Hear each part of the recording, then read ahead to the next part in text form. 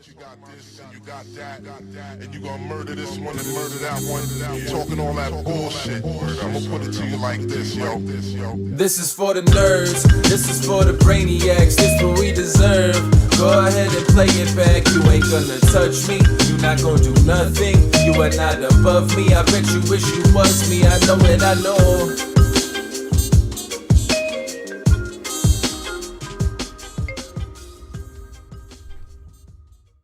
What's up, everybody? Welcome back to another episode of the Only Friends podcast. Today's a special one. We got Melissa in on a Monday because there's so much tea flowing through these streets. I was requested. You were sequestered, if you will. I was sequestered in the corner. That's right. You didn't have a choice. Get on the podcast or else. There's hell to pay. Very intimidating. Someone's got to bend the wheel around here, you know? We have a fun show today. We're going to discuss all things GPI Awards from Saturday. That's correct. And a lot of EPT main event. Barny Boatman, the GOAT. Wow. Coming out of nowhere. You guys don't even know about Barny Boatman, do you? No, I might have to give you youngins a little bit of a life lesson here. The Boatman brothers were actually, and I believe, I have to preface this because I'm like 90% confident, but I'm pretty sure. They were the original founders of the Hendon Mob. I think they were. Okay, good. Thank you. That's all I needed. Now I'm 100% sure. See, Landon knows. See, Landon's not, he's not that. What's going on over here, Landon? You're just hugging the emotional blanket? support blanket. I know. It's better than him wearing it. I think it is, yeah. It's probably better than you wearing Look, man, it's been a lot of early mornings, okay? I respect to the grind. Mm-hmm.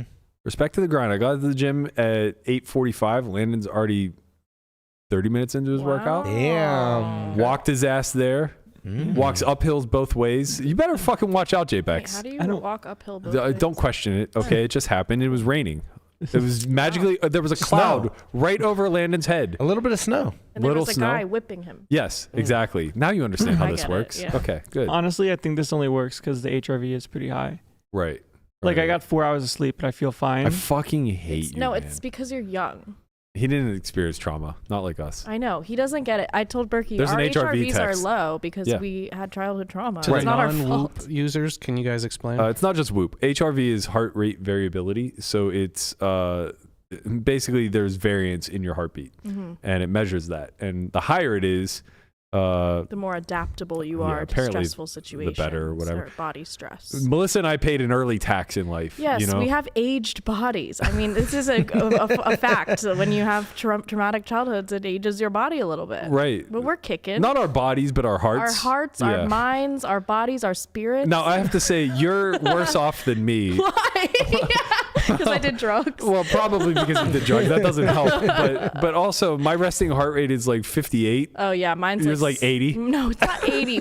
In like high altitude, it's close to 80, but it's like 70. I don't adjust the lower the better, right? Yeah. Yeah. Well, I think you don't want it too low, then you're dead. Yeah, I saw Espen post on his stories the other day that he went to the hospital because his heart rate fell to 40 and he was having chest pains. See, that's low. Mine's 48. 48 is very efficient. Very, so very good. Mine's like 70. I mean, what this is telling me is that I'm actually like if you guys were in my body, you would cry because and I'm just pushing through. I'm a survivor. I'm a survivor. Obviously, we can't handle pain and stress. Not the way you handle it incredibly well. You just pain and stress? Freak out. Yes. All the time. Yes, it's very good, efficient because I freak out and then I'm okay. Right. You gotta get it out. Rudy's barking too much, and you just go, ah! Yes. Oh my god! But you have to you can't hold it in, right? Because it's really bad for you. I'm really express it. Really good at suppressing. So am I naturally, but I've worked against that to try and. I think I've actually healthy. developed a little cavernous area within my. Where you just put it all. Where is that? It's somewhere within my abdomen. Yeah, actually, it might all be collecting in my spleen. Yeah, that's. Which I hope to get removed at some point. Okay. If need be. Yeah, and you get rid of all that negativity. Yeah, right, you just store it all up in one spot. Exactly, and then Brian. you just get it surgically removed, and you're good. Right, just a reset. HRV through the roof. It's also everyone in my family's like that. We bottle. Yeah. But I think it's good. No, it's not. It's really not. It's really bad. It's like really bad. Like it leads to a lot of inflation, a lot of sickness, that's why we sauna. Cancer. That's like you're not supposed maybe to. you sweat it out. That's right. That's right. That's what you do. I just profusely sweat out my rage. You you sweat let your yours feelings. out by like arguing with people online. That's kind of true, actually. Maybe That's that your is an outlet. catharsis. It's very cathartic, especially like when you're just right. It was so funny, man, when I was like, why do you keep doing this? And then Melissa just says, what you're asking for is trying to ask a crackhead to stop smoking crack. Yeah, he's addicted. I'd say that about sugar all the time, and you guys don't seem to listen to me. You're just like, won't it be funny if we put a giant fucking cookie in front We're of Berkey? Ooh, we should get some Crave cookies for the house. Every day. Yeah, but I don't actually get them. I Yet. just talk about it. And You will when you're an oligarch. right. And when you do get them, you get them with the intention of them being all yours, but you leave them in a communal space where you know that I they're stopped just doing gonna. that. No, I stopped doing it because it was making me angry because you guys kept eating my cookies. It's not you guys. It's one guy. Stop. You're just I as think much you a ate cookie some, fiend. too. Yeah. Let's not forget that there was a bulking phase for you Landon last and I winter. used to get cookies so much when he was fat. I know. That was fun back then. Yeah, we would like watch like some TV and get. Do you want crumble? Like, Or twisted Should we get- sugar. Crumble's closed. We gotta get twisted sugar now. He's so like he gravitates towards the extremities so fiercely. Extremity. The extremes. No, the extremities. His their fingers limbs. and- his fingers and toes? This spectrum has limbs. Okay. He gravitates so far to the extremes where, like, when he's on it, I worry for his health because I think he's so on it, Yeah. but not meticulous about measuring things. You know what I mean? Like his version of being like so on it is like just food deprived. Yeah, anorexia. He turns into the machinist. Right. And He refuses to put olive oil on his lettuce. Yes, Oh my right, exactly. It has too many calories. And he's like just in the gym for 16 hours a day, or if it's poker related, he's just like locked into his room with this stench that flows out underneath the bottom. Not the stench. There's no stench. I have candles. Why is he making this so much different than it actually Let me is? paint the picture, okay, Landon? I think at one point maybe there was a stench issue, but I feel like it's that was probably different now. That was the he has, rotting like, tuna in girlfriend his and book bag that he forgot Right. about. That was just a lamb. mistake. It was lamb. It was lamb hot pot is what it was. Oh my god. So Yeah, unbelievable. it was very unfortunate. You think I was happy about it? No, but you existed you became with it. nose blind You to it, which is you became really one with it. wild. I know. Well, because if you ignore it, it goes away. Right, he adapts to his environments, and that's what I'm worried about. You know, do like that too. like the sim is just running 24/7. You just hear this little subtle buzz in the background while he's doing push-ups, You hear waiting the for it to fan. finish. And I just worry, not because I think that there's anything bad with gravitating towards the extremes. I'm especially when it comes to like discipline stuff like A lot that. of poker people. Well, I think in order to originally develop the discipline, you have to go past whatever your threshold is, right? So you really do have to find some level of extreme, and You go into the extremes, then you balance out yeah, towards you the gradually middle, right. then You go gradually into come back, extremes. right? And you figure out like, oh, okay, like I can do this some small portion of the time, and it's not going to ruin all my progress. But you don't allow yourself such amount of leeway that it's like, okay, well, I can have a cookie every day, Right. and it won't ruin my process because it will. You Yeah, know? like I kind of it's like you go back a pendulum a little bit. Right. But instead of like from extreme to extreme, you're going like middle to extreme now. Yeah, like there was a couple weeks I was getting like Zeppelis like 3 times a week, and I was eating the whole thing. It's Right. probably like 2,000 calories per day. Well, you know. But then I was like, I'm gonna start getting a little chunky. Time to like cut back on that. But it's like You're young. You got a little HRV left. You know, you I don't rebound have quickly. much. Like mine's like 25. I think I'm like 32 on average. It's not good. It's not great. Landon's literally like 200. Literally I've never 10x. seen anything like he's it. like 10x mine. It's like He's I'm like, yeah, I struggling slept here. for 45 minutes last night. HRV all time low, I would 155. love to switch bodies with him. I'd probably feel so incredible, and he would feel like shit. He'd be like, "Oh, it's like I'm walking through sludge." Why would you do that to me? What the hell? Imagine if like This is my daily life. like we could all have that perspective. I was just thinking about it today. Like I woke up today and I knew that I had a good night's sleep. Like I think I was at like 100% sleep efficiency. My recovery was like 97. Locked in. My HRV was like 40. Just Yeah. peaks. Oh yeah. And That's high for I me. woke up like a spring shot me out of bed. I was ready to fucking get after it. I was That's like, feels like every day. I'm like, wow, this is what it feels like to feel good. And I imagine that this is just like a below average day for Landon. 100%. That's like he's like struggling on Right. 40. If his was 40, Right. he would die. Right. It would just be, he'd be like, I'm sick. I'm Yeah. clearly sick. I Need have a the nap. HIV. I'm EP. I need a nap. Mate, my recovery. Right. Like it would just be over for me. It's Yeah. like, I wish we could all have that perspective. I don't, because I would realize how terrible my daily state is. Yeah, if you don't know what's like I don't. what's This really is normal good, for me. then yeah, so I'm exactly. used to it. You know. Interesting. I grew up with I was sick all the time and Ugh. I was just my Just like a health little was sickly bad. preemie. I had a 6-month stint of just puking all the time. I was just just Why would had you want to give me a day of that? well, What the hell? No, I'm not like that anymore, but I just had so much. It was stress induced. Just envision her as very having stressful having childhood.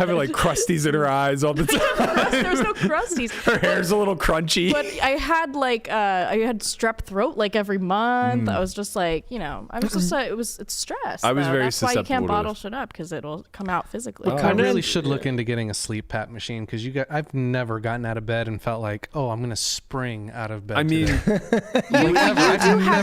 feeling. have sleep apnea. yeah, we've Yeah. done Sure. enough trips where it's very clear there's something wrong with you. yeah, no, I The definitely Guapo don't room sleep. You should is a definitely torture you chamber. should have a sleep test for sure. Guapo pulls I don't care what room I get, just make sure it's my own room and I'm as far away from any other human beings What about as when possible. you sleep with a lady? Does she is she No, upset? I let them know ahead of time. Listen, don't take it personal. But at some point, I'm gonna get up and I'm gonna go into a different room and go to sleep, because otherwise I won't sleep, because I know how loud I snore. And you won't sleep either. Yeah, it's just I literally wake you're myself the one up. that won't sleep. Not Either them. because I'm not being because I can't breathe, or as I'm falling asleep, it's so loud that I wake myself up. That's wild, man. Yeah, sometimes I have that too. I've never really snored in I'm my a big life. snorer. I snore. I drool. I sweat.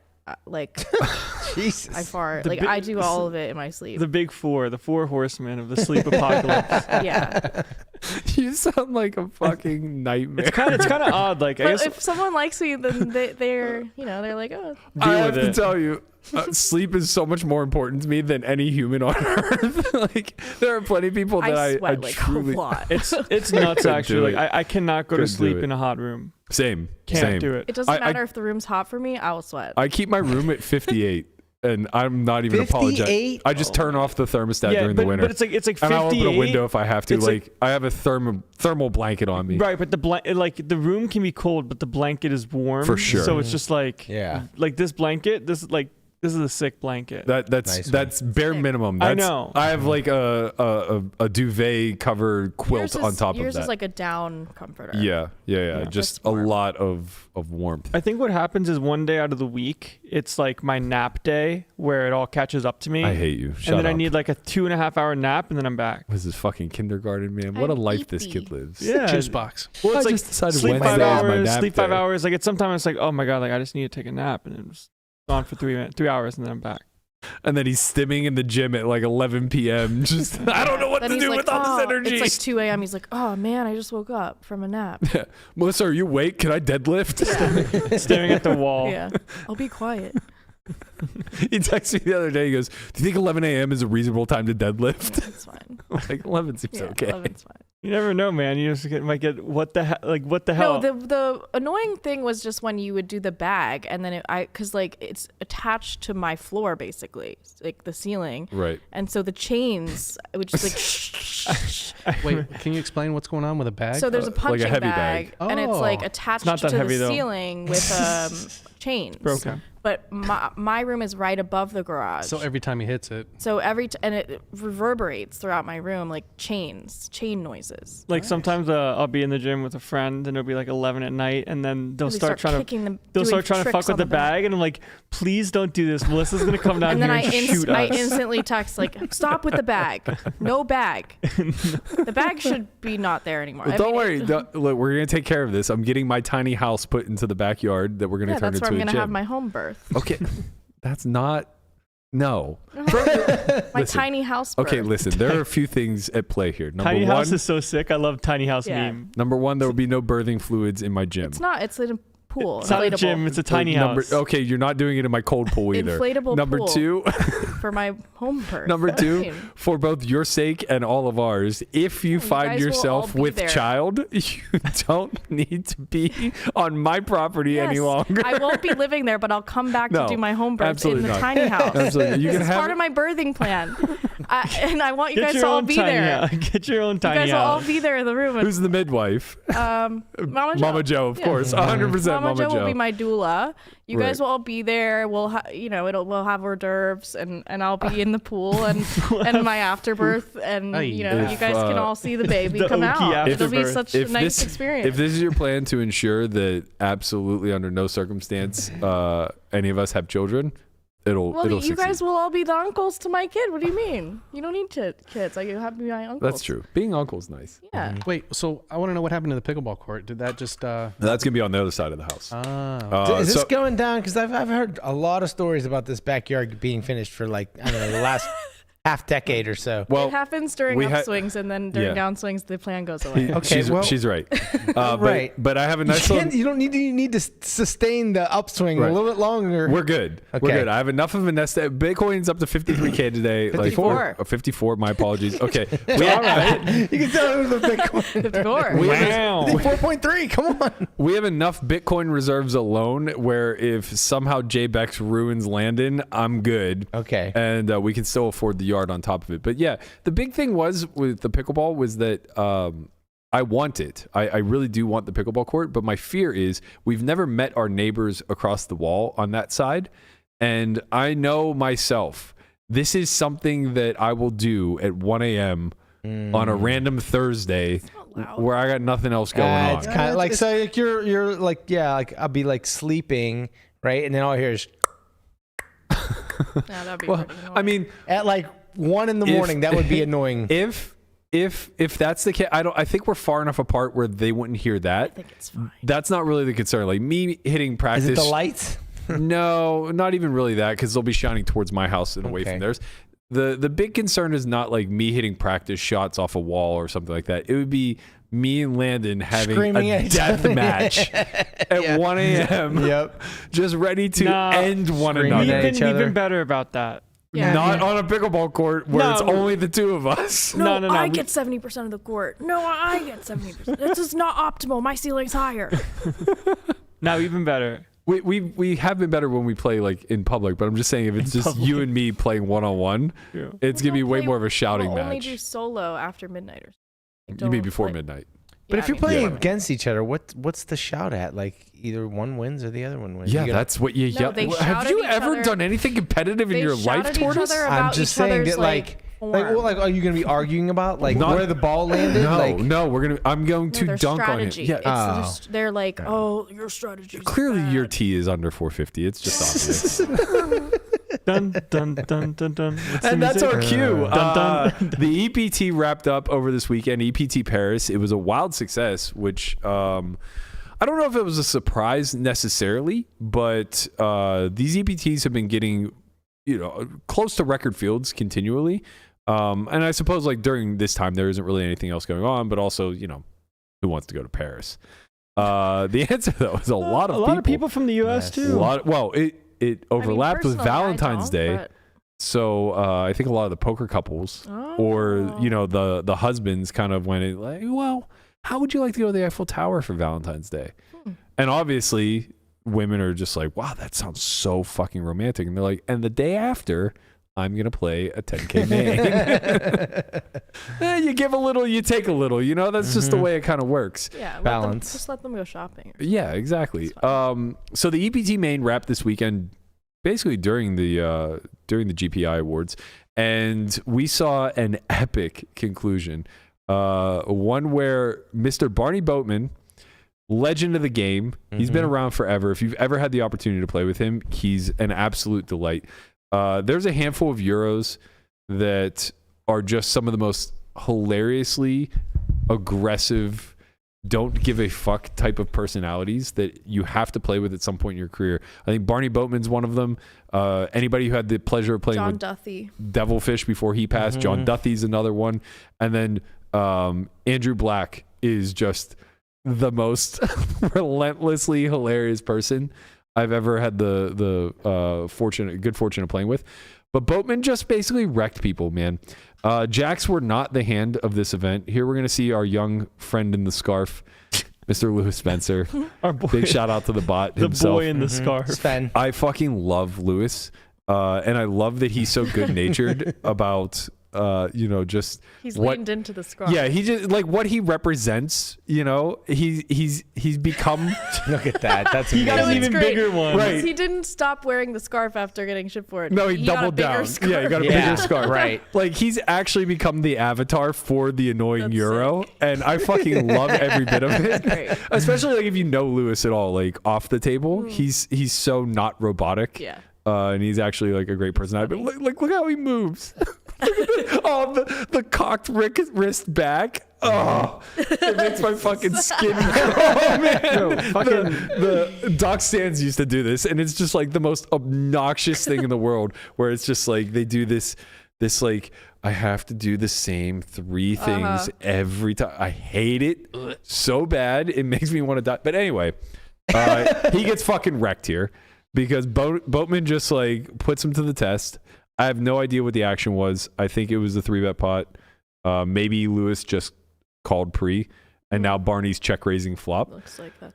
no. Shout out to Diana Barney Dawson. 3-bet. Barney C-bet. Lewis raised, and Oh, Barney 3-bet 3-bet, flop. and then Lewis folded. Oh, okay. So it Damn. went bet 3-bet. Yeah. And Rocket Barney. Rocket Man Barney.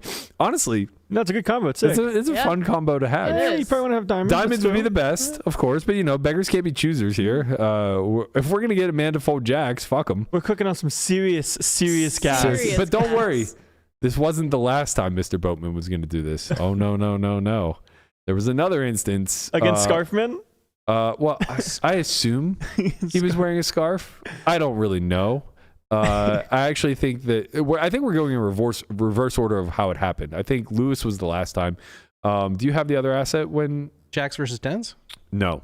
There was another asset where Barney binned somebody with Get in the bin. jacks. That was the only video one I have. Everything Okay. else is just So there was another one. I don't recall what the action was. I think he had like ace 5 off or something like that. Very, very similar board texture. It was like 9-4-4, I believe. And it might have even been the same action where it was like bet 3-bet and jacks hit the muck there as well. Wow. This was maybe with 2 tables left. And I think Lewis's was at the final table. I'm not really sure. Lewis's was earlier, like 67 left or something. Oh, it was that Yeah, early? you could check the top right when they played the hand. Okay. So maybe these were all like with a full day to go or He full 2 bluff days caught to go. Eric Afriat. So that's the other one that I was just getting to now. Well, prior to getting that, there was a third instance of jacks obviously getting binned. And this was, I think, at the final table or maybe the Yes. final 2 tables. Okay, final table. The pot where it's a set jammed. And Set over set where the flush fills on the river and Yes. second set jams. Yeah, this one. So Man. I guess, Landon, you can speak a little bit to this spot as far as like the ICM implications of it all. Fucking out. But it looks like there are 9 left.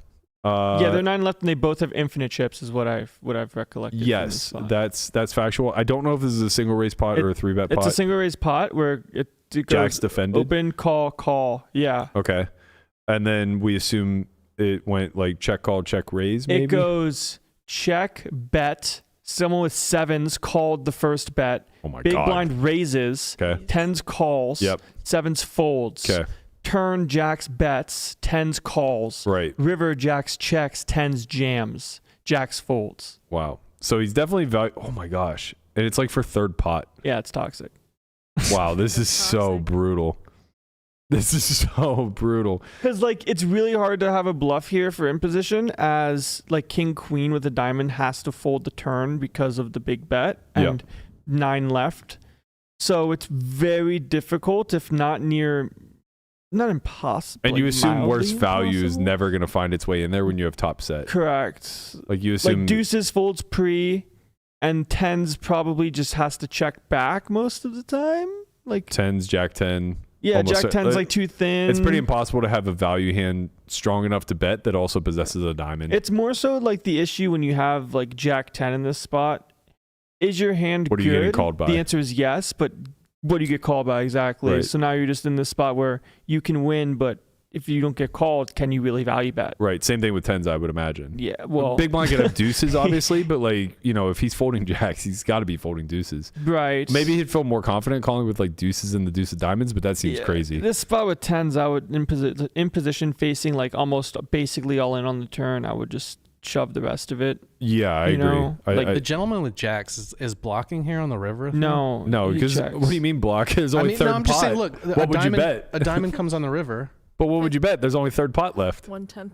Sure. 10% pot. One big blind. I mean, blocking's no longer a thing when the only side's left is block. Yeah. That's so fucking nasty. But yeah, this is a brutal spot. Obviously, I don't fault Barber for finding a fold here. Maybe sizing a little differently so that this isn't the way that you land yourself.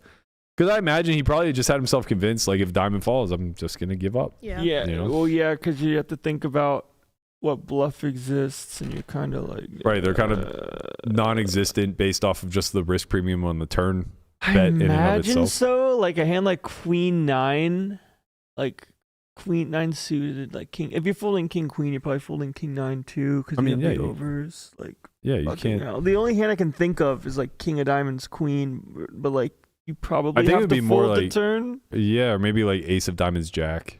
and you're not bluffing on the end because you can just win. You just pray to win, you know? So it's like, what the fuck? What the fuck? Right. What are we doing That's his here? face right there. It's just like, what the fuck? This feels, this is what I felt like when I faced the river bet when I had a set of nines, but way different spot. just pay spot? Yeah.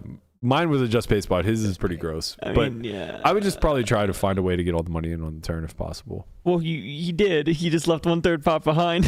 He did. Don't do that. Very important to stack tens. Tens didn't let himself get stacked. That's true. I don't know. It's crazy though, right? Because like so many bad rivers for tens, and like your hand is so clean. You stack ducks now. Yeah. But now, like if you're getting the guy to fold tens, he's folding deuces, and like Jack. Like there's still combos of Jack 10 off, probably depending. Jack 10 suited, sure. I think there's still like one combo, but like that you just have to get paid by that, and if he is a draw that's mad that maybe like shouldn't fold but might, like that's good for you too. Yeah, and I mean, maybe he doesn't have Jack 10 off. Maybe he does. You know, we can't really know. But like, you gotta stack these hands. I think it's probably big line was chip leader, right? I think so. Yeah. If he's chip leader, I think he has Jack. That's 10. the other thing that's troubling here is that like he slightly covers, right? So it's like it kind of disincentivizes the fold, but maybe it incentivizes it more because the risk of imposition is so much greater. It is, yeah. Because now if you get called here, you're just out of the tournament. Right. You have one big, but you get that's like the unicorn result. This is like should never happen. Right. But shout out to Barney. Somehow, the man who this is a testament to ICM right here. The man who benefited the most from that pot happening, Barny Boatman. Mm-hmm. He really didn't have anything to do with it. He just sat back, watched, let the collision occur, and then he navigated the final table as he could see fit. Navigate. Yeah, precisely, sir. With the boatman. The boatman is navigating. He didn't even make any boats. So the other big hand and the big talking point, I guess, that this happened relatively early, maybe, I don't know, 60, 70 people left, something along those lines, was Eric Afriat, who is a regular on the WPT tour. Looks like he's playing more EPTs now, but he's been a grinder for many years. Okay, so this was with 19 left, actually. Final two tables or something. Yeah. It was deep. So final two tables left. Afriat opens King Queen of Diamonds on the cutoff. Barney defends Jack 9 suited from the big after the button had called with pocket fives. Board texture comes Jack 8-3 2 diamonds. Afriat c-bets here. Barney has a clear call with top pair. Turn is the deuce of clubs. It goes check, bet, call again. And then on the river, it pairs the deuce of spades. Afriat has set up like a pot-sized jam, and he fucking goes for it. With probably like, whatever. We can talk candidates, whatever. It's not really the one, I don't think, with King Queen of Diamonds. It probably isn't your best triple. Yeah, I don't even know if I want to bet the turn very often. It's probably fine. I feel like not on a deuce. I mean, you can still bet call off, which is like, I guess, fine. But river, I would give up, I imagine. Like, you just want big blind to have flush draws. I don't think you're going to be pretty happy calling off King Queen of Diamonds on Jack 8-3 deuce clubs, two diamonds. Right, it's Jack 8 3. Sorry, that was Jack 10 3 deuce. My bad. Right, yeah. No, I think it's like a very clear check back on the turn because it brings a second flush draw, which, Barney might just like check yeet 9-10 of clubs now, and that just puts you in the bin. Sure. You kind of want to die at that, especially if he like check jams like 9-10 of diamonds, even worse. Or you just like check jams like a flush draw or something. Yeah. Just you're just binned, and you have so much equity. Like, seems right to check back. Did bin take over cage? Is that what happened here? No, yeah, because we're talking. Shout out to Henry. It's because we're talking EPT. Thank you, Melissa. Thank you. We're across in Europe, it's they say bin. They say bin. We're across the pond here. They say bin. They say pitch. Like when you Right. fold, you pitch. You gotta become a little. That bit, was a soccer field also. That is. It is. You gotta become meanings. a little bit more sophisticated when you're giving their Euros the props. Gotcha. They're better at the game than us. They are. They're better at the English language than us. They are. And so we have to respect that and put people in the bin. Okay. Now, whenever we come back over to this side of the Atlantic, we're going to talk about the cage all fucking day. Okay. Right? But Or the showers. or the shower. Yeah, well, I was never a big. Well, the thing is, once you showers get put guy. in the cage, you end up in the showers. Right. Showers. Or you just get hosed off in the cage. Sometimes. Actually, yeah. It's funny that I was always kind of against the hit the shower. Maybe it's because it was a sleigh thing, and I think I was just like, I'm slow to come around to sleigh sayings. Is it? Is that the origin? I think so. I think what I recall was at Hard Rock Holly, this was maybe 6 or 7 years ago, he was sitting at the cafe, and every time somebody walked by that busted, he would tweet about them hitting the showers. And then Salzburg ran with it. Wasn't it a phrase before? I don't know. There's so much vernacular that like stems back to the early 2000s. Diphthong was really great at coming up with a lot of these things that made absolutely no fucking sense. Somehow aces are birds, jacks are birds, tournaments are birds, everything are birds. Birds. Birds. But Angry birds. but the hit to showers reference is it's a sports analogy. So like you would think I'd be all in on that, but it just kind of rubbed me wrong. I don't know. So anyway, gets jammed on the river. Barney has Jack 9. Maybe not the best one to call off with, but doesn't have any clubs or diamonds. That feels nice. It's a pretty good one. Yeah. Jack 9 of spades. He kind of just YOLOs it in, calls. And Afriat followed up by saying, like, really? Just a pair of jacks for your entire tournament life? And Barney, quick as a whip, goes, it was for my tournament life, not my actual life. Which is so fucking good, man. Even then he'd call. That's funny. Probably. Like, gun to head. I call. Let's see.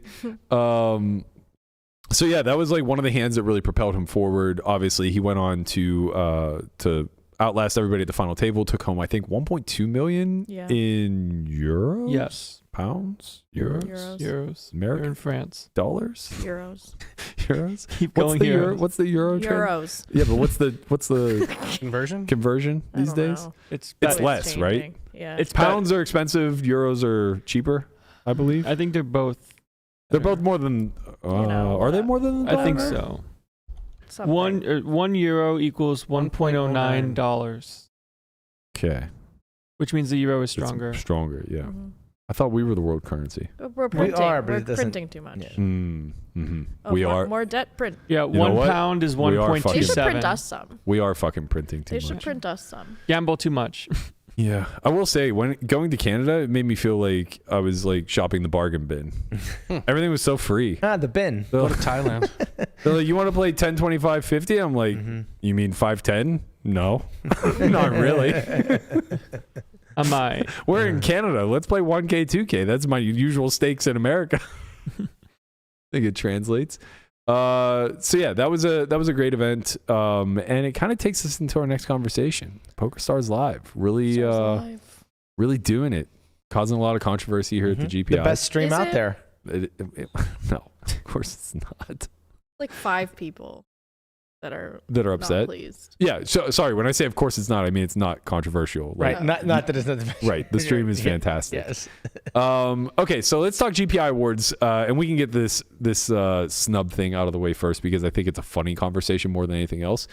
Snub. Stream of the year went to PokerStars Live, which did not sit well with some others who run live streams out there. May or may not be part of the family. May or may not be a part of the family. They're threatening to boycott the awards next year.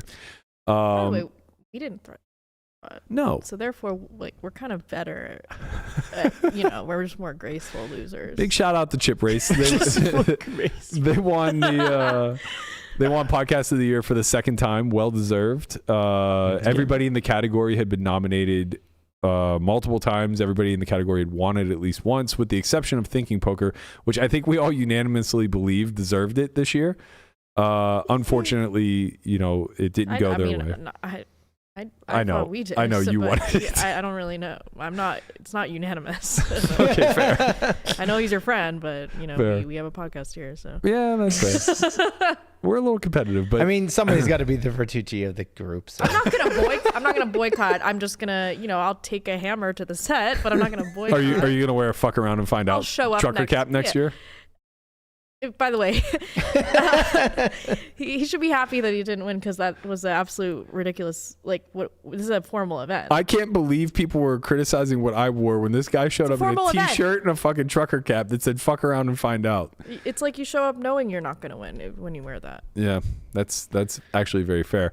I don't know, man. I think he looks kind of classy. Yeah, he looks very LA. Totally. Very LA. Just blends right in, actually. Can't miss him in the background. All right, so let's talk about the snub that rocked the Twitter world, because it's too hard not to. Twitter world, we mean like the 5 people in the community. Yeah, Spaces precisely. Community The spaces are a buzz over this one. They were talking about it on SportsCenter this morning. Oh yeah. Yeah, Scott Van Pelt did a one big thing on HCL getting snubbed this year at the GPI Awards. Mm-hmm. So. The reason why I really wanted to talk about this is not because Vertucci's making a big deal about getting snubbed, but because he took an unnecessary shot at Platt, which I think is just like unbelievable to me. He tweeted out, HCL won last year because of the cheating scandal that influenced the win, ? It's like, first of all, that's not slighting your product or, the fact that you got a ton of viewership and a lot of people loved it. I mean, last year... that was their first nomination, right? Like, yeah, everyone was talking about. They Hustler. changed the space. It was they should have won last year, but this year is a little different. People don't care as much about cast streams anymore. And not only just that, but you have to acknowledge that a lot of the reason why they were on the tip of everyone's tongue is because of Jack 4. Mm-hmm. Yeah, but before that, I mean, even before that, when it first came out, everyone was watching. Yeah, for sure. As far as the daily streams go, I would say that was kind of the Jack 4 was kind of the cherry on top. The ending, right, of the stream meta. Yeah, the meta, if you will. Oh God, let's not.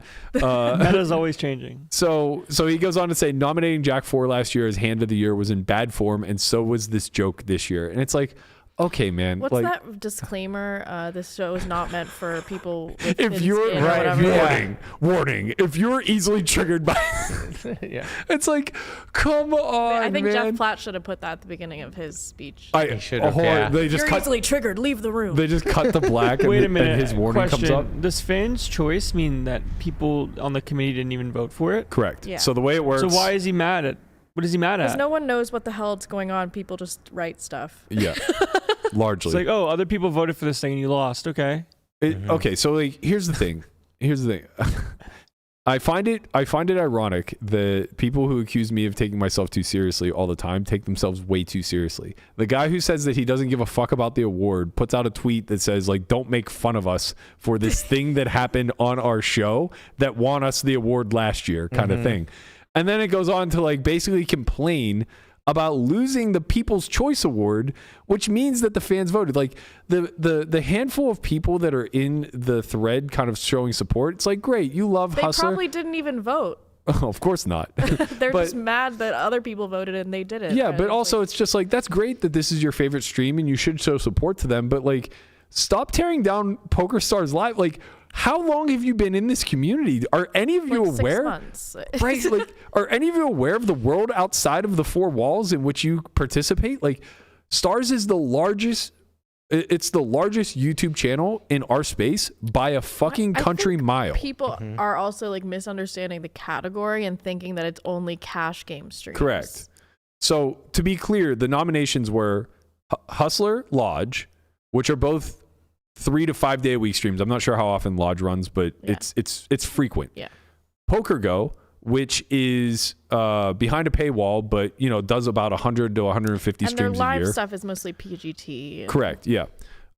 Triton, which is a mix between their Triton cash games and then their Triton events, which happen quarterly, and they are a shared hands production. So, and then finally, PokerStars Live. And left off of this list, obviously, was WPT. So what we need to first examine here is that of those 5 that are nominated, Hustler is 4th as far as following goes on YouTube. They have like 300 and some subscribers. Lodge has like 165. Everybody else has over 500,000, right? So already they're at a huge disadvantage. They're also like much longer standing. Well, that's it. Yeah, that's the other point, right? So when you look at newness now, Hustler's been around for 2 years. The Lodge roughly the same. Triton's been around for 5 to 6 years. Poker Go over 7, and if you count like Maury working with WSOP, you're looking at like 20 plus years. And then finally, you have Stars and the EPTs, PokerStars Live, etc. That's a 20-year long production. Throw in WPT, which has been running for 22 years, and suddenly you have like mainstays in the community that not only do it, but you have to examine, like, they should do best production house instead of best stream. I think people are, well, so this is a new award as of last year, right?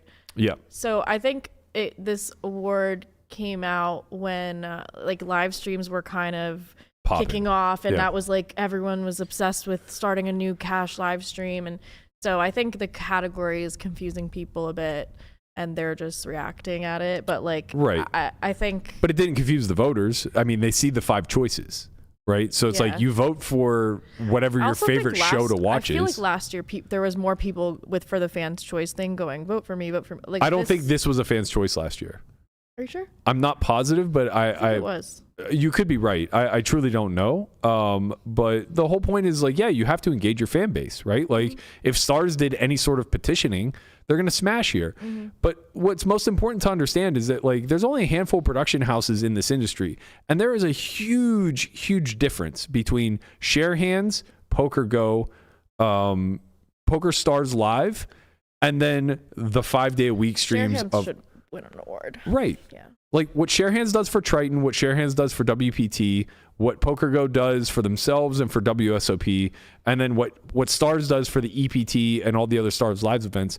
Like, this is no offense to Hustler or Lodge, but like the fact that Hustler and Lodge are even considered in this category at all. That's actually the biggest flex. Exactly. They're competing against people who have infinite money when it comes to production and doing all these things. So the fact that you're even in the running is a shout out to HCL and Precisely. Like, what a great product they have. Precisely. These 3 stream houses that I'm talking about probably operate on 10x the budget of Hustler and Lodge, right? So it's like the fact that you've even managed to inch your way into the consideration of being in this category is such a huge fucking win. Yeah. And I know that like it's very trite to say or cliche to say that I'm just happy to be nominated. But in this particular instance, that's fucking true, man. It's really hard to tackle like a major corporate entity that's been doing something for the better part of 2 decades while you're just putting together, a bootstrapped thing that you're trying to continually iterate on and make better.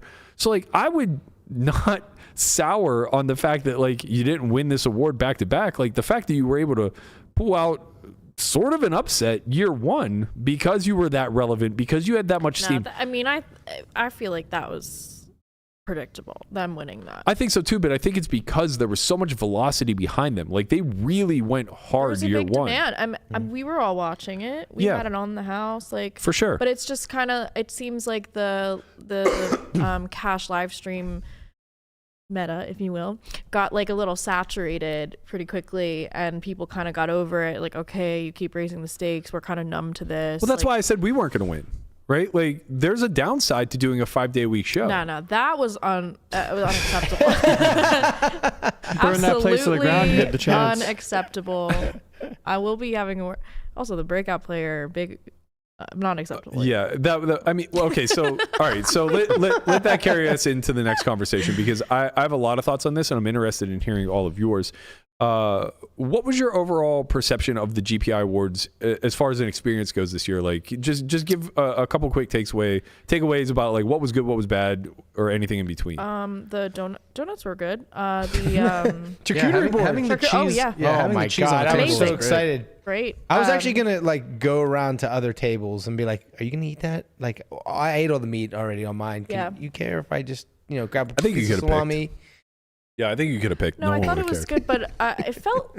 I don't know. It felt so different from last year. Maybe because last year was the first one I went to. Okay. But last year felt more like big. Okay, Kind of.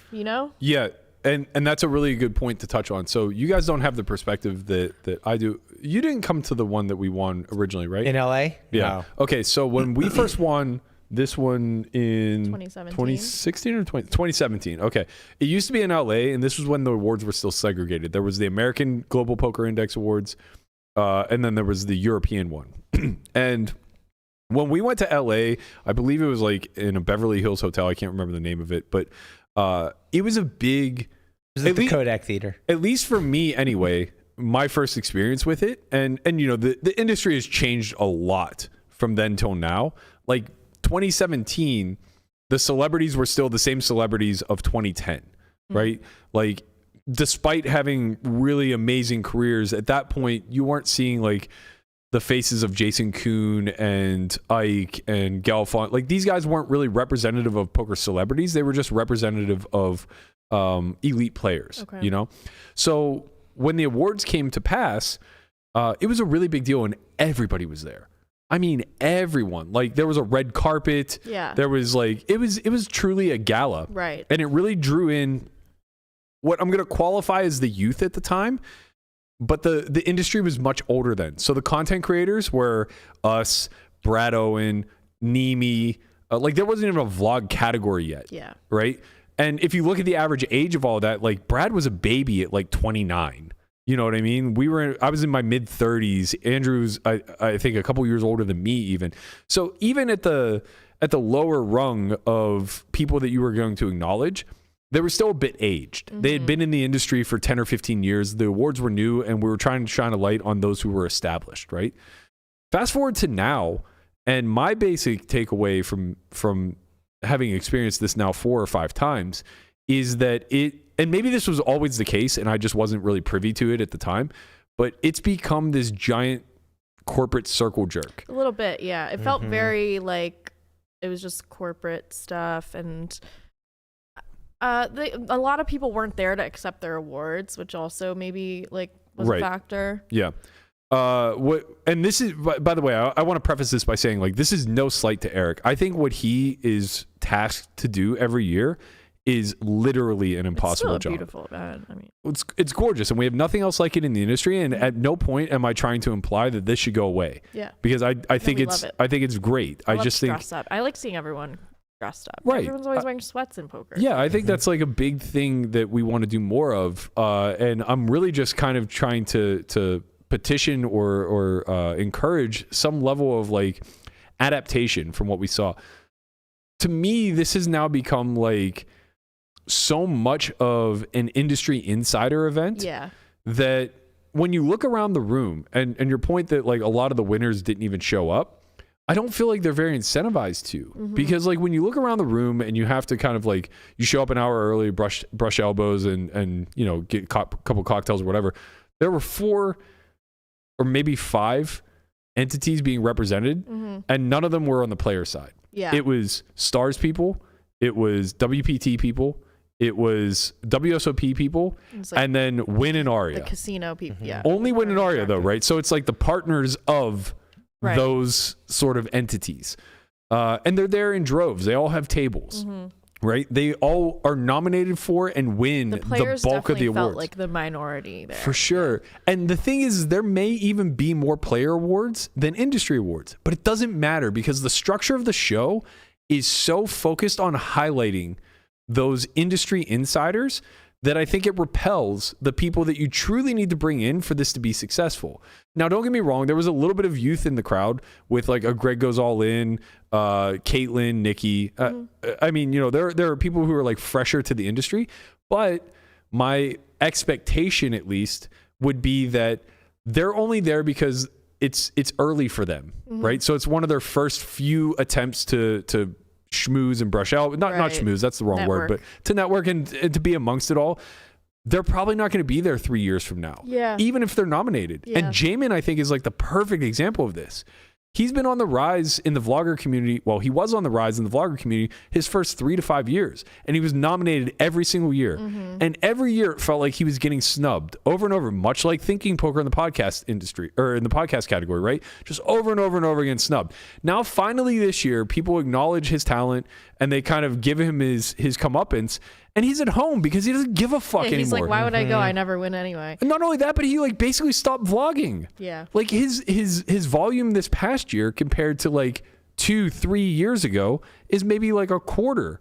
And it's not that he doesn't care anymore. It's just that like it's very clear where he is in the space. He's not trying to grow his channel anymore. He's not trying to be Brad he's just settled on being Jamin Burton. He has his and having his niche. Yeah, and doing like what it does. You know what I mean? And that's not to say that some of the people who won previously weren't deserving. You know, like Rampage is a great example. He won right at the peak of his popularity, like while he was really blowing through and like on the rise. But there's a lot of instances where that could be the case now. But now you feel like you have to kind of go back and honor somebody like Jamin who's never won the award, right? And now we're like giving it to him as almost a courtesy where there are a lot of new up-and-comers. Like, I think it was Wolfgang. Yeah, he wasn't even there. He was nominated for like everything. Yeah, he was nominated for like 4 or 5 things. He has like 1.5 million subscribers. Just like blows the industry out of the water. Can't be bothered to come because there's no incentive and wasn't ever going to win. Because the way the voting works is it's like 100 industry insiders. And like, you know, I'm on the panel. I'll admit I didn't vote for Wolfgang in anything because every category he was nominated for, there are people that I'm closer with and friendly with. It is like maybe it would be better to make everything like a fan vote. I don't know. The problem with that is because the problem with that is then it's straight just a bigger. You just leverage your platform. Yeah, whoever has the biggest audience will just win everything. Maybe that's kind of how it should. Yeah, but I mean, then we could just do it by the numbers. Otherwise, we're just voting for our friends. Right, but then just do it by the numbers, right? Like, then you could just look at it and say, like, the best vlogger is, Brad Owens still has the most followers. He wins. You know what I mean? It's like the difference between the Grammys and the Billboard Music Awards. Right. And that's a perfect example because... You know who I voted for in Twitter personality? No. Well, obviously I voted for all my friends, and then I voted for Eden. That's funny. So that's a good example of like how the categories kind of get missed too, because I love Caitlin and Marley, and I wanted to see one of the two of them win, but neither of them tweet. I know. The only time they tweet is when they're putting out their short form content. Yeah. And it's just a correlation to that. Like there's very little tweeting that takes place. I think Barry Carter should win. For sure. He won, yeah, I don't even think he was nominated. He has the best poker Twitter of anybody. Right. And it's like that category is a good one where it's like it shouldn't be as stale as it is. It's Jamie's to lose every year, and then Will kind of inserted himself as a front runner. And I think the industry insiders don't pay that close of attention to Twitter, so they just, again, like try to pick a new, fresh face. So like, Marley, you know, I know Marley. She's personable. I love those shorts. I'm going to vote for her, that kind of thing. It's not really the category. Right. And like there has to be a way to better the incentive to actually get the person who's putting out the highest quality tweets. Like Galfon would be a great person to be nominated there. It's not it's not comedy. Howard, he had a huge hit with his dog food tweet. Right. He should be in there. Right. Get him in there. And honestly, maybe having a panel of people that are like judging based off of metrics would be a great start, right? Like maybe you do a panel, they decide the 4, and then the fans vote on the 4. Could go that route. Right. Yeah. I mean, there's obviously a lot of problems with the panel if it's not objective, because you still end up with a lot of corruption and just like voting for. It's a small industry. We're going to be friends with each other. Sure. Well, that's the other big problem, right? So it's like when it came to voting for the finalist in like podcasts, you're not allowed to vote for anybody that you work with. So I can't vote for Thinking Poker now because Andrew's one of our coaches. And it's like, well, that's shitty. Yeah. There's only 4 people in the category. I can't vote for myself and I can't vote for Andrew. Guess who gets it? It's the other 3 people. Yeah. You know what I mean? It's like my vote. I should just abstain from voting altogether. It seems in bad form. But I think that like a lot of this stuff is quantifiable, right? Like at least to choose the finalist, it's pretty easy to find the streams that are watched the most, the podcasts that are listened to the most, the creators who get the most engagement or whatever. And I'm not saying that should be the end all be all. Obviously, that's not the proper way of awarding people, because then you're going to miss all the up and comers. Mm-hmm. But it's a good way to narrow down to the finalists. Whatever they choose to do, though, my bigger point is that I think there should be a lot more emphasis and a lot more incentive, kind of like what you were saying, Brian, the difference between like the Grammys and the Billboard Music Awards. Mm-hmm. I think you want to do something more ESPY-like. I think you want to do something more MTV Awards-like. What does that mean? Like have some performance? Well, I don't know.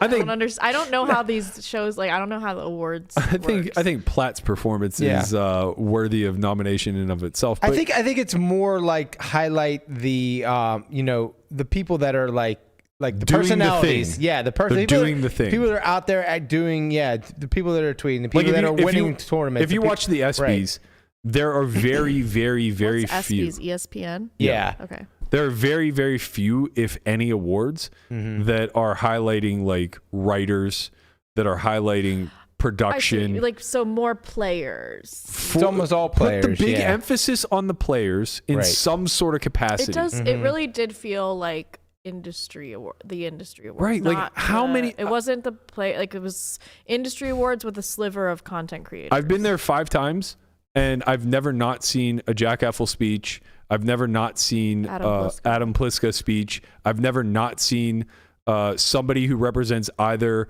the Win or the Aria give a speech. I've never not seen Maury win an award. Like, I know we need to highlight this part of the industry, but at the top level, these guys know that they are the best in the space, and there's no competition. Right. There's only like a few of them. Right. So. Like in my opinion, I do think we should highlight the industry. But I think that we should be highlighting it at at mid-level management. Don't go above the TD.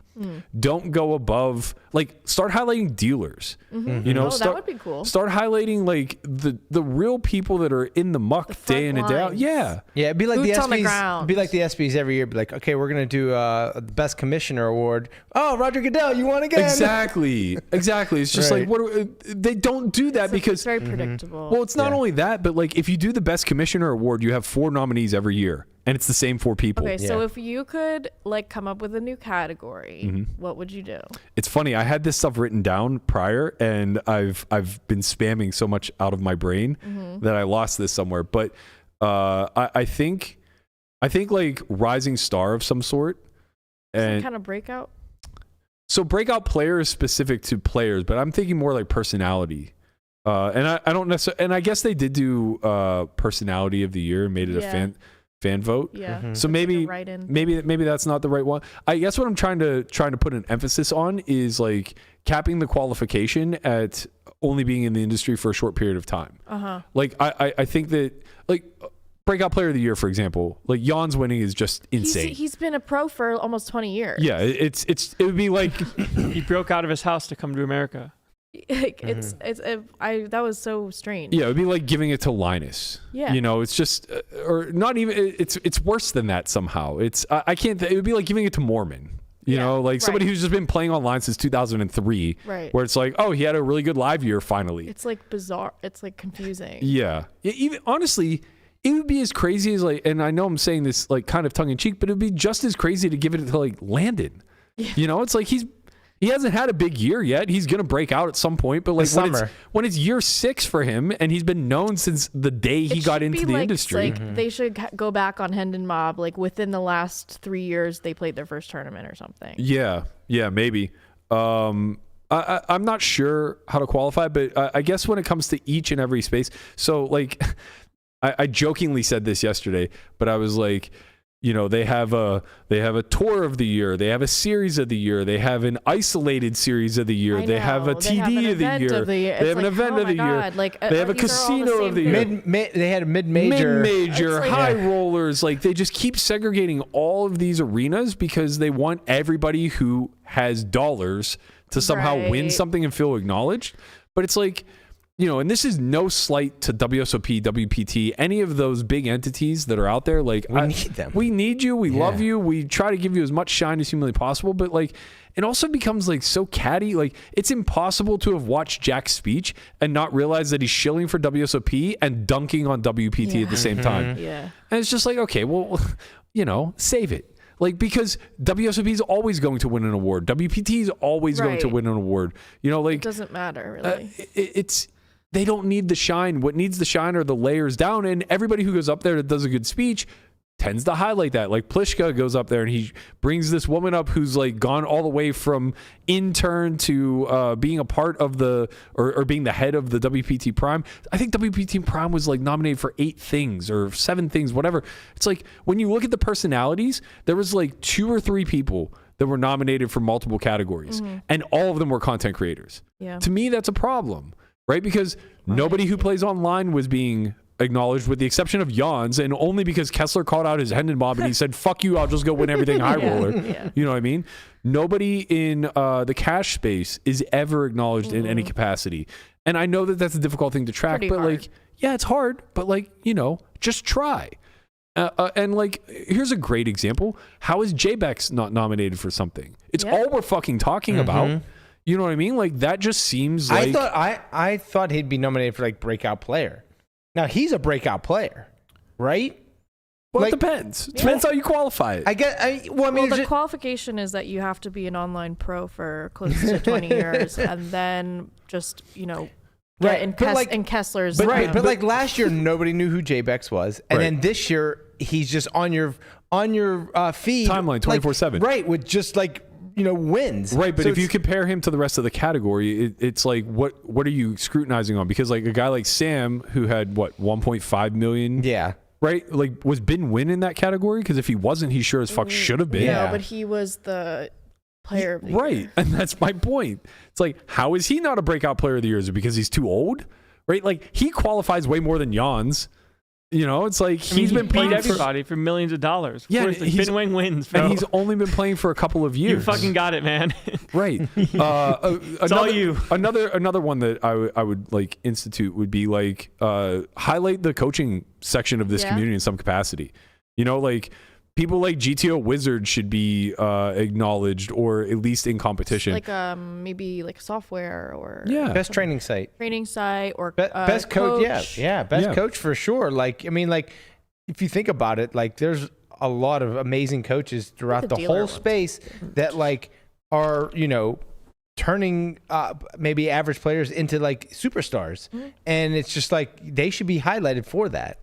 Right. And I'm just throwing shit against the wall because I don't think any of these categories are important, and I don't think, at least personally, I don't care about this stuff. It did sort of feel like I was just attending, and I was like, I feel like I don't really, what am I doing here? Because I'm not like, I don't work for any of the companies. Right. I looked around the room and I was just like, okay, there are like 5 major corporations being represented here, and then Ingram. Yeah. It's just like, that's his own corporation, by the way. But I think that's the point, right? Is that, to me, it looked odd that Joey was there. Like, he looked out of place. But in years past, that wouldn't have been true, because it truly was an industry-wide award, right? Like, plenty of people who weren't up for anything. Last year, it felt like there was more like people I knew there, like players and stuff. I do think there was a huge fall off between last year and this year. But again, even the people that we knew that were there last year are all older, if you think back, right? So a lot of the people who just didn't come this year, probably in their 30s, maybe 40s, probably been playing for 5, maybe 10 years. Down. Well, it's just more so that I think we're focused on the wrong portion of the industry. It's the HRV. Yeah. The HRV, it got him. It gets you. I think largely what you want to be able to put a focus on is the young up and coming group that are either elite at content or elite at the game.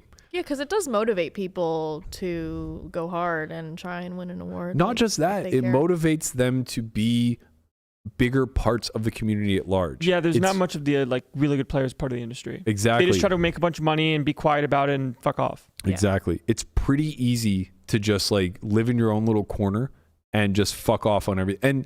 And honestly, like, I think one of the driving aspects of this, where I don't want to say they got it wrong, because I understand why it's happening, but I think one of the biggest problems is that these awards should almost be given out or propagated by the media, right? Like in a lot of other industries, it's the API Awards, the Associated Press Awards, or whatever.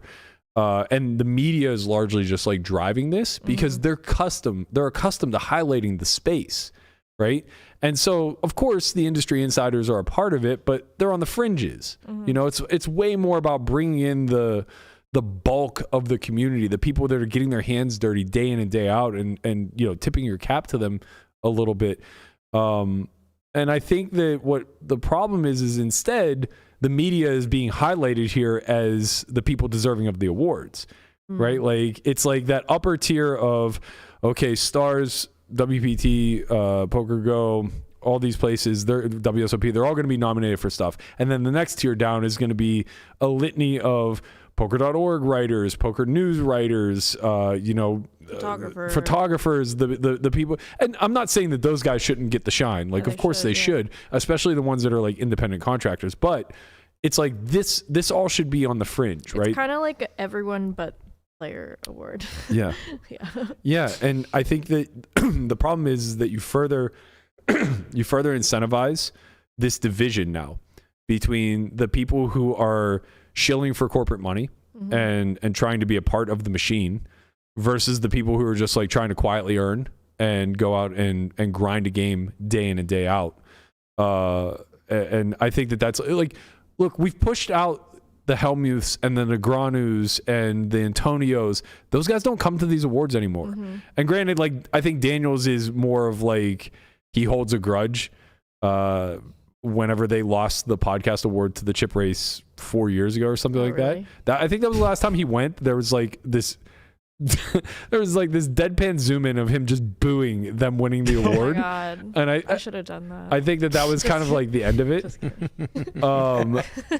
But yeah, it's like okay, so maybe those guys aren't going to be nominated for too much anymore because they're a lot out of the spotlights. They're not playing nearly as much. They're not producing very much content. But like we need to entrust in them to bring on the next guard, right? So whenever you have presenters, like, I'm sorry, I just don't want it to be somebody from Poker News or Stars or, you know, Matt Savage. I love Matt Savage, but like, I don't need him to be the presenter. I need to see Daniel. I need to see Ivy. I need to see Antonio and Phil. They're and big draws. Yeah, even like a Gelfond or what, like, I want to see them present awards because now what's happening is passing the torch. They're validating the entire show, right? They're basically saying, hey, we've cared about this community for 2 decades and we care about this product. Therefore, you guys should all tune in and care too. And that's gonna have a cascading effect. Everybody watching at home is going to be there to watch the old guard kind of pass on to the new. And you see this in every industry, right? When you watch the ESPYs, it's athletes, former and current, that are handing out the awards. You watch the Grammys, it's musicians, former and current, that are handing everything out. They don't have like a big last award either. What is the big award that like you know, when you watch the Oscars, it's the best picture of the year, and if you go to the Grammys, the best right, actor, it's album of the year, right. Like they don't have player of the year, or they do have. They do, but they did it in the beginning. Yeah, but like it seems like player of the year should be like highlighted as the main thing, and then like maybe next year that person presents it to the next person, and then the next year that person presents it to the next person. I think the only reason why they that doesn't make sense is because that's predetermined. Yeah, like you can look it up and you know it's not. You just know who won the GPI award, or the GPI Player of the Year. Yeah. Right, but you're right in the sense that I do believe. Well, then they should have maybe a separate category from that. Something that maybe. But they do poker personality. Right, but like I think it should be, they do player personality, but it should be it should be their on the felt performance that is what wins them. Toughest opponent. I think what you're putting into words is that it's abundantly clear there's no single award that has such high prestige that they can put it last. Right. And that in and of itself is a problem. Yeah, it doesn't have to be exactly player. Maybe it's I don't know what it would be, but like maybe it's the best like performance. Industry man of the year, or maybe industry person of the year. Right. right? Like something along those lines where it's literally just a free for all. Like everybody from you. Again, I think you should cap it at like where the industry like insider TDs starts. Yeah. But yeah, it could be TDs, dealers, commentators, players, content creators, like whatever. Yeah. Throw them all Somebody in. that maybe did the most to grow the poker space that year. It could be in any capacity. Yeah. And then that person wins, and it's like, you are poker this year. Yeah. Right? Yeah, I think that would be a big deal. I also, I think that there's a lot that they can do that's so easy. It's like such low-hanging fruit. And granted, it's going to be difficult to get them to show up because a lot of them are Euros. So maybe it does make sense to resegregate all of this to between America and Europe. But like you can have heads-up player of the year. And like that's pretty easy to get a short list of, right? Like there's just only going to be a certain amount of people that are holding down lobbies at higher stakes online, right? Should like be an online category. Well, that's what I'm saying. I'm specifying online, right? Like heads-up player of the year. That's going to be online players only, right? There's online MTT player of the year. Like this stuff is low-hanging fruit, and it's trackable metrics. It doesn't need to come down to the variance of who actually had the best performance, but you could take the top 5. I feel like stuff where you can involve the fans that I think would be kind of cool to watch is having things like in the minutia, like the best bluff of the year. They used to, or they used to things like that. Obviously, last year they had hand of the year, and that was a fan voted thing. But I agree with you. And then you can still have all these top industry awards, but they don't have to be highlighted the way they are. Like if you look at like other award shows, right? They're like, and by the way, blah blah blah won this one, and they just kind of like go through the list real quick, and it's not actually on the show. Exactly. Because people don't care about that like outside stuff. They care about what they're watching, what they're listening to. Composer of the year wins something at the Grammys every year, but they never get to have a speech. And like I agree with producers of the year, those kind of things. Speech. Right. I think ultimately what we're actually kind of saying is that when it comes to people speaking at the podium, I personally think that we're losing the audience as a whole when it's the same 5 people every year. Every single year, I sit through a speech of an owner of a tour. Yeah. And it's just like, look, man, we respect everything that you do. They got a lot of people to thank. Well, of course I loved her. but no, she's right because when you look at the hierarchy of how many people are beneath them that aren't getting the acknowledgement, they do have a lot of people to thank. You know what I mean? It's like they're the head of a corporation that has dozens upon dozens of other areas or departments that are all part of their success, and they can't overlook that. So you're gonna get a 7-minute long speech, and it's just like, we don't care. It's not that we don't care in the sense of, it's not that we don't care in the sense that TV. Well, it's certainly not good TV, but it's also not in the sense that we don't care about their opinion or sorry, the giving shine to those people. It's that we don't know them. So when you say Kathy Smith over in HR deserves a round of applause, everybody give Kathy a round. Of course we're going to oblige. We're chimps, but nobody fucking knows who Kathy is. It's just like, Let's go, Kathy. Yeah, it's just like, okay, that's great, but like that's also a waste of air and time. And, it is what it is. I know this sounds all very negative. I think that it's worth shining a big I should have done this in the onslaught instead of now, but I think, like I said, I think Eric has an absolutely impossible job year over year. I think he has infinite people to try to please, and that makes it very difficult also. And I think that the awards is done incredibly well from a presentation standpoint, from a production standpoint. Poker Go, the studio is amazing. An overall experience. I think everything about it is incredible. But I think that, what we should be focused on is like, if we're going to have at the end of the day, all award shows are circle jerks in some capacity, right? So if we're going to do it, let's do it in a capacity where it helps highlight and encourage people to strive for these things in the future. It's like, I'm old. You don't need to pat me on the back. I don't need an award. And the old award goes to. Truthfully, I'm not just saying this. Oldest guy. I'm not just saying that. Like, I would have been bothered if we didn't win last year because it was a new project that I thought did really well. Yeah. And I think Hustler should be able to say the same. It was a new project that like shot up like a bottle rocket. Yeah. So like you want your shine then. But if we never win Podcast of the Year again, it's not going to matter to me in any capacity. We're going to be all right. Yeah, like I mean, Melissa will be upset, and you'll have to take it up with her, and that's why you should keep voting for us. File complaint. Several. But I'm the Vertucci of this group. Kathy Someone's over at HR. Someone's got to be the Vertucci of the group, and it's me. Okay. And the award for Vertucci of the group is It's me. I know. Someone's got to do it. Yeah, someone does have to do it. I think that the overarching point that I'm trying to get at is I think there are a lot of like new content creators that very desperately would benefit from the shine, right? Getting their names out there. It's funny because like in the mainstream Twitter, YouTube community, someone started doing the streamer awards. So it's basically like a big award show giving different streamers of different categories like their shine for the year. Mm-hmm. You know, but it's not really about like people in the industry. It's just like highlighting the individual streamers of like chess streamer of the year or like variety streamer of the year. So it's just a bunch of different awards for individuals that are making that also moves makes in the for space. a more entertaining show because they're all entertainers. Right. So, That is where we fall apart. Less speeches. Yeah, well, it's just it's less of an entertainment thing. It feels more like a business meeting. For GPIs. Yeah. Yeah. And you're right. Like we don't immediately exude personality. I mean, some do. Caitlin's speech was fucking great. Yeah, it was hilarious. I mean, she should have gotten a cane like, halfway through.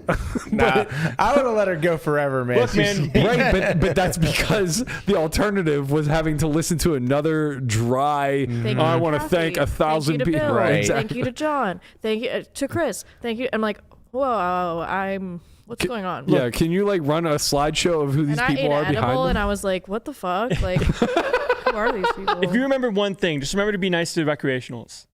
Yes. Right. We had Jungle Man last year doing some weird shit up there. Yeah, like it would be great to highlight more of the short form content. Like actually, during the whenever they go the nominations are, it'd be nice to catch like 15 seconds of Marley's solver video or whatever. I think all of that is just like added production. Like instead of trying to speed it along, let's highlight the things that are actually fucking good. Yeah. All right, I think we have a special call in here. Oh boy. Grumpy old man. Huh? Go ahead. Will, is this Will from Poughkeepsie? Can you guys believe I didn't fucking win Twitter Personality of the Year again? Fucking bullshit, man. Brutal, man. Absolutely brutal. I'm sorry. I can believe it. I mean, to be fair, Marley deserved to win something. Probably not Twitter Personality of the Year, but, they got to make up for it. Yeah. She's a bot, man. She's a fucking bot. You have a car seat in your See those front videos? seat? There's no emotion or anything. There's just a bot. Yeah, I mean, we know She's that. a Euro now. Right, that's true.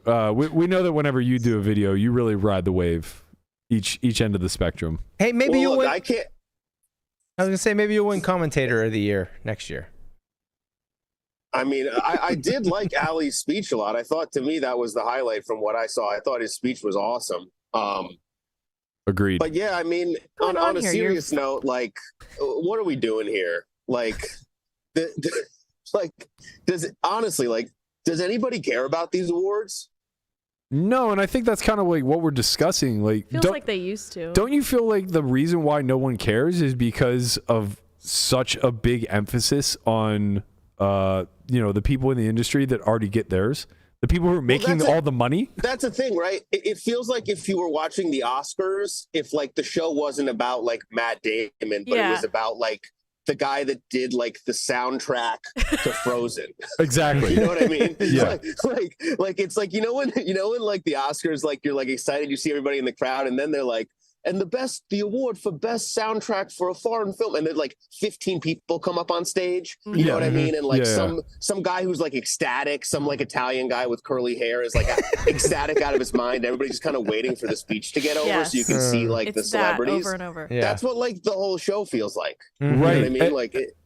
And I guess the difference is that like we actually know who the names and faces are of these corporations. So it's like we already give them all their love all the time. Like nobody's debating if Savage is one of the best TDs in the world or if Jack is running the biggest fucking event of all time in the World Series main event. You know what I mean? It's like I don't know. It just all seems quite trite.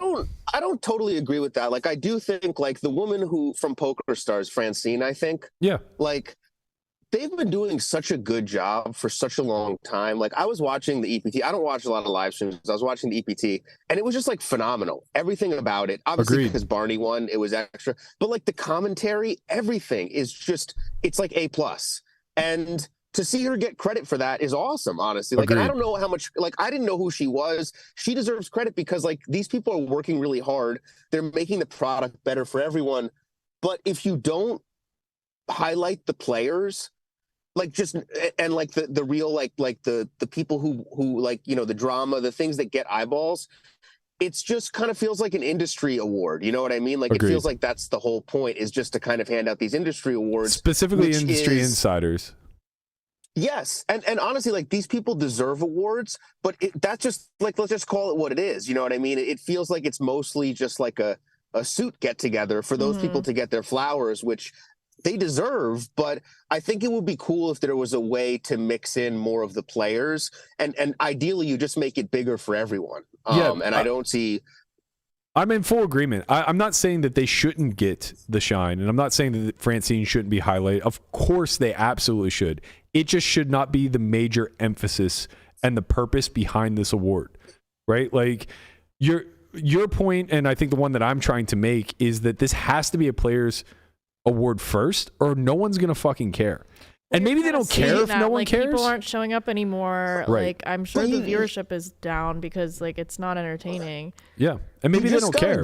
You gotta give some eye candy. I mean, think about like how short people's attention spans are. Right. You know what I mean? Like Francine, the Poker Stars team, also like the Hustler team. Like they like it's funny because honestly, it would have been like, if this could have been like a Kanye Taylor Swift moment, you know what I mean? Yeah. With Vertucci.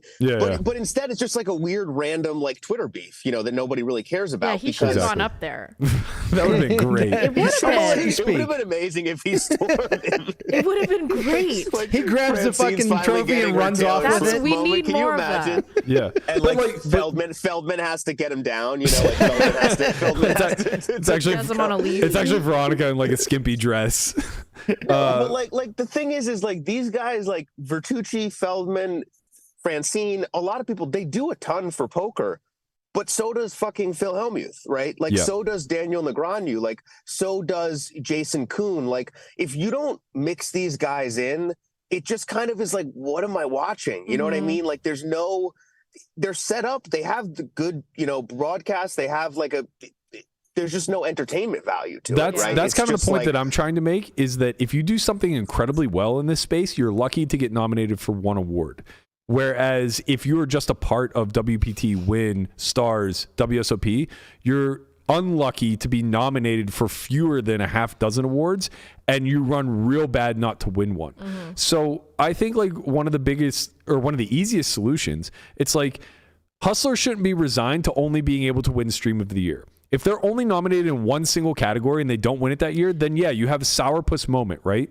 It's the same thing with like guys like Brent and Platt, or a guy like Ali and Shulman for commentary and things along those lines. Like these guys do so much more than just commentate, but they're only able to win this one single award. And you're absolutely right. The highlight of that entire night was Ali finally winning Commentator of the Year and giving one of the most eloquent speeches that I think we've seen in 7 years or 5 years of this award existing. But the issue is like he only has one shot per year to do that. And it doesn't matter if he's the best in the world. They're going to rotate it. Yeah, like the whole point of these award shows, right, in theory, is to give credit to the people that within this given year have had the biggest year, like have had the best year, right? Like imagine if Taylor Swift could only win like best album. Exactly. You know what I mean? Exactly. Right? Like it just changes the whole thing. Like Hustler, okay, like, yeah, they should be in there for best stream. They should be in there for best hand. You know what I mean? Like they're like just they're doing more than just one thing. And it also just creates like just follow the dynamics of all the big award shows. I think you just like what it feels like is like it feels like one of those like when you like a college basketball team or something where they're like going, when they're, I forget what it's like when you watch like a documentary on a college basketball team, when they do their like personal awards, you know what I mean? And everybody speaks at like some like dinner in like a hotel lobby somewhere or something. Like it just doesn't replicate, I think, what it should, which is just like who did the best job in poker this year. Right. Yeah. Blank. Exactly. Who did the best job?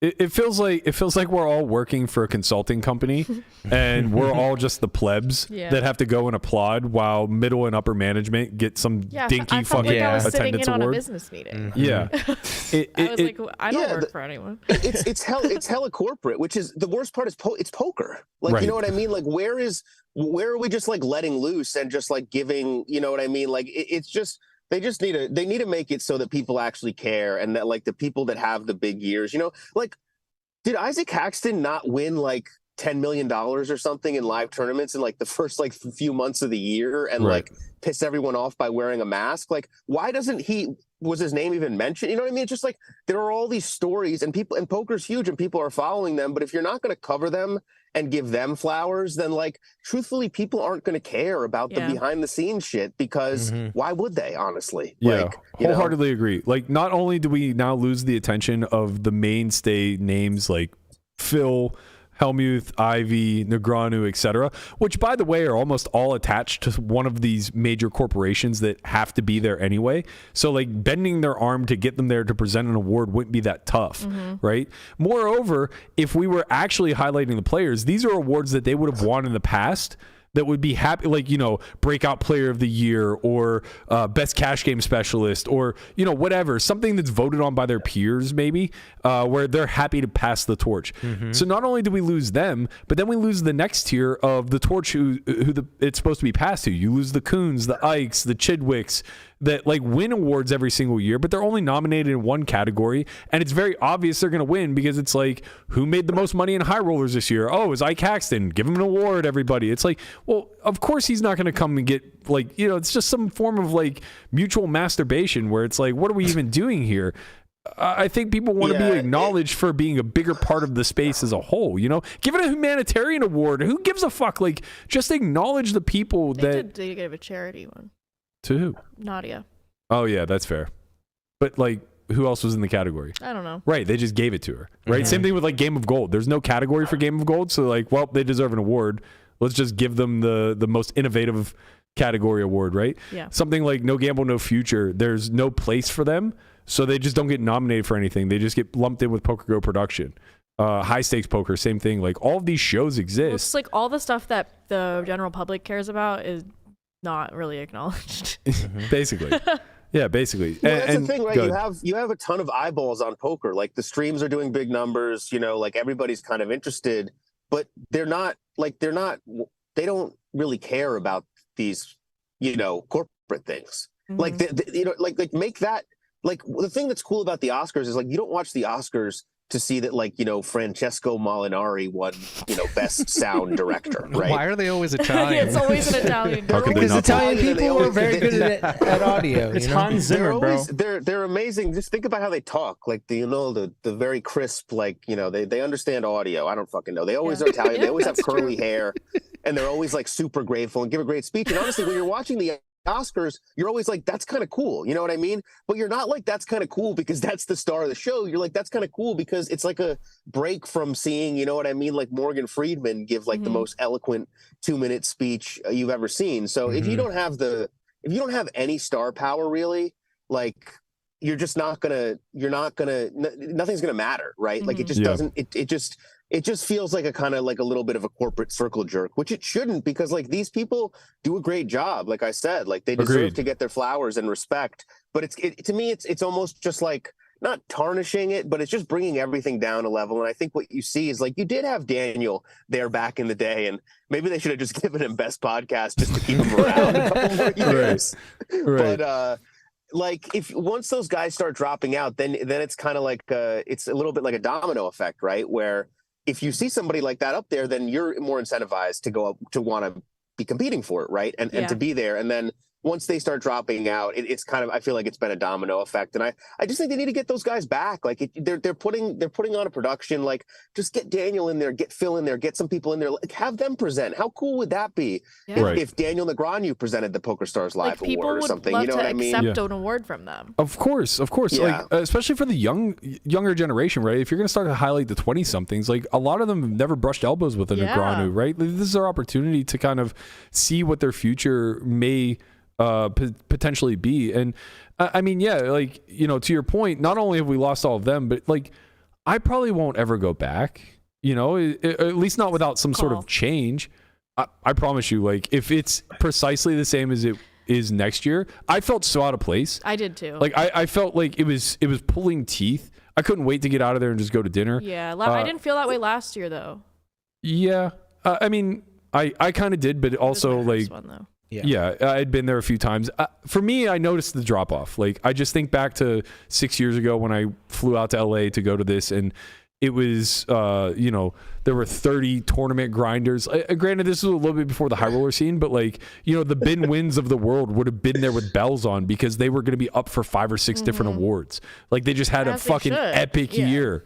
And they're just going to be in there against the Eliases and, you know, all these other guys that are on the fucking grind. And, you know, I remember Ari Engel won Player of the Year or something along those lines the year that I was there. And it's like, of course, this guy puts in fucking 300 events a year live. Like, that's just unheard of. And it seemed like it was in the right direction at that point. But since then, since PokerGo kind of took it over and, you know, now it's all about the corporate sponsorships. It's just so concentrated to WSOP, WPT, Stars, PokerGo, Win, Aria. And it's like, man, I see these people every fucking day. Yeah, I felt very out of place. I was like, I don't really know why I'm here. I don't know any of these people. Right. I knew everybody, but it's just like they're all corporate guys that I've had a million conversations with anyway, or they're media. You know, like I love running into Sarah Herring. I love any excuse to hang out with her. But also, like, I don't need to go to an award show to do it, you know? Yeah. The new award show is hanging out with Sarah Herring. It's like with the Oscars or whatever, like you see Meryl Streep up there, right? Like she's done her time. She's grinded. And now she gets to give, you know, like, I don't know, like a young actress, you know what I mean, who's coming up. Pass the torch to her, right? Meryl Streep gives Sydney Sweeney best tips. That's a really interesting best sex scene of the year there. Yeah. Different styles of acting for sure, but a little bit. Like I just think until you're able to bring back that star power and have that feeling of like, okay, this is the who's who of poker. These are the people that I've seen. They're up for these awards. Then it's just not going to be taken that seriously, you know, and it's not going to be that watched. And hopefully they can do that because I think it's great to have that, especially as big as poker is. But if not, like, whatever.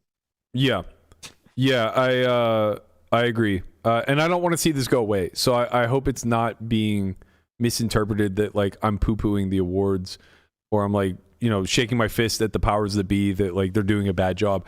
I don't think that anything they've done is bad. I just think that it's incomplete, right? Like we can just do better, or we could have a really different direction. If they just did a bad job, I would just say scrap it. You know what I mean? The whole point, the reason I think you do it is because they have all the pieces in place. Just make it better, you know? Like if it sucked, I would just feel like, you know what I mean? It's set up to be a cool, good award show, a time to celebrate whoever's big in poker, but it just ends up kind of like feeling more like an insider industry type of thing where, you know, the people you don't know about are kind of like in these groups and these circles and they're getting their credit, but nobody really cares. Yeah. And like, you know, the small committee of people that are putting shit together, they know the winners. So it's like if you know ahead of time that Chip Race is winning the podcast of the year and you got Daniel committed to come and present award, that seems like a good one. Yeah. You know? Yeah. You know, like have him present the podcast of the award or podcast of the year award to the guys that he lost to previously and booed off of stage.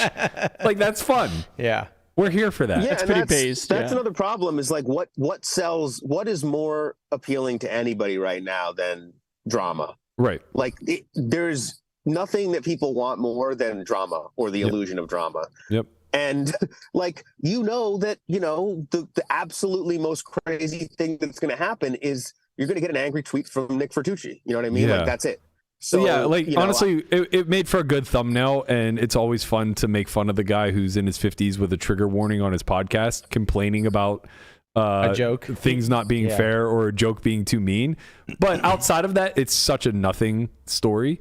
Like, you know, if that was the only thing we had to talk about, we wouldn't have even talked about the GPIs today. Yeah. But I do see. That's what I mean, though, is like, yeah, like it could be more of, oh shit, this person got robbed. You know what I mean? Like the problem is because the awards, because the awards aren't carrying the weight.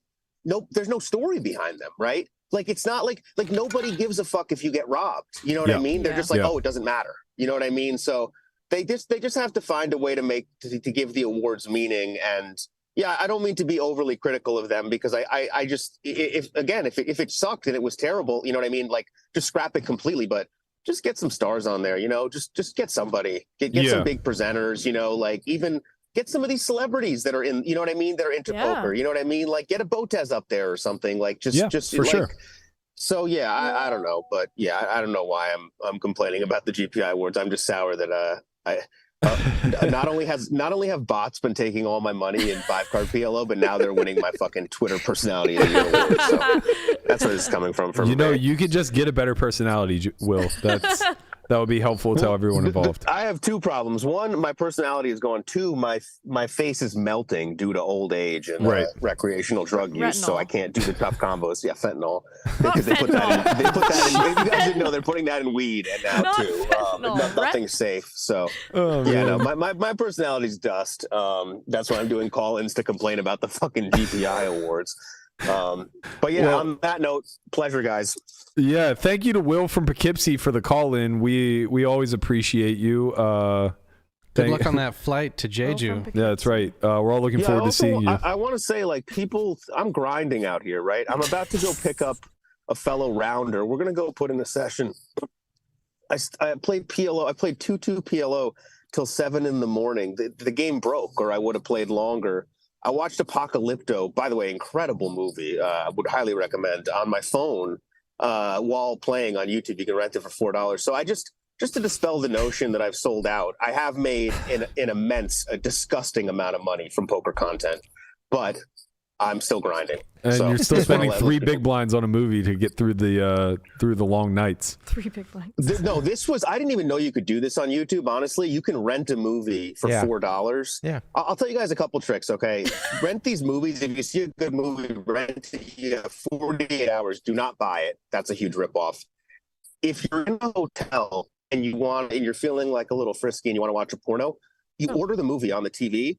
You watch it for about 10, 15 minutes, you know, and then you call down and say, oh, you know, like I didn't really want to watch this. The big booty Latinas was a really a letdown. I'm out. Can you refund me? Yeah, I thought this was a crime story. But yeah, just some you know, like a little advice for all the grinders out there. Get the YouTube, watch Apocalypto. If you're in a long session, it'll keep you from spewing. Just a great movie, beautiful movie. You'll appreciate this. I played a little heads up PLO yesterday. I don't know the rules of the game. Literally no idea what's going on. Played 100, 200, picked up a quick 80K, ran a $70,000 bluff with a hand that probably never, ever, ever should even make it to the river, let alone bluff. And I talked him out of a call with basically the second nuts. So, you know, there's still hope out there, guys. You can still get in these streets and make a lot of money. Yeah, because these are the type of games that are completely accessible to everyone out there, right? Mm-hmm. What? You don't have anybody who doesn't know? Yeah, just go down to your local casino. These type of games exist. You can win $80,000 playing live PLO. All you have to do is challenge some egos, man. Just get a podcast and make everyone hate you. They will throw money at you, Will. They'll throw it at you. If you want to get in private games, just win a fucking GPI award. You'll be the invites will be stockpiled. That's true. That actually is true. That's really why we're laboring for more categories and a revamp here. We're just trying to get everybody in the private scene. Yeah, I mean, rumor is Tortoise made $400K playing 5-5 private games last year. Exactly. In Las Vegas, that's actually underselling it. Yeah. It was north of $500,000. Yeah, this in the muck bit that we run is just a means to keep people paying the Tortoise off. Right. Yeah, I mean, can you guys get Landon some of that money at least? Throw a little bone his way. Man, Landon's actually getting me some of that money, so we'll see how this all plays out. So I did want to ask about the summer bet. What is the deal with that? Like, it's just mutually played events, right? Yep. And the idea is that they're both just going to play full schedules, and whatever event overlaps. Yeah, they're still hashing out they're still hashing out the details. I think there's a way to do it that isn't super nitty, where they're each incentivized to play multiple events a day. Because currently, what Daniel wants to do is you either declare on or off the night before or before the event starts. And I just think that's too nitty, because there's going to be plenty of day ones where, like, they bust mid-afternoon and want to go to the win and play a 1600 or whatever, and they should just be incentivized to do that. So my counter is that as long as somebody is still in the event, it should be available to be registered by the other person. I don't think there's any way you can game the system that way. But yeah, I mean, ultimately at the end of the day, the volume is going to be incredibly low. So we're just really gambling here on a coin flip. But what I don't understand is, isn't like Landon incentivized to play certain events and Jeremy incentivized to play different events, kind of for their own EV in the bet? I mean, not really. The bulk of the schedule is always going to fall in that like average buy-in of 2K. I think there's 13 events under 1K, and maybe roughly the same, if not fewer, that's over 5K or 5K and above, I guess. So the majority of their schedule, especially when you include off-property stuff like Win and Venetian, it's going to be all in that like 1,500 to 3,500 range. I would imagine like 80% of what they play will fall into that range. Mutually, but anyway. Like, isn't Jeremy more incentivized to like play a like $600 event at the World Series where he can like fold queens pre-flop to like some 80-year-old man? Yeah, sure, but there's only like 2 of those.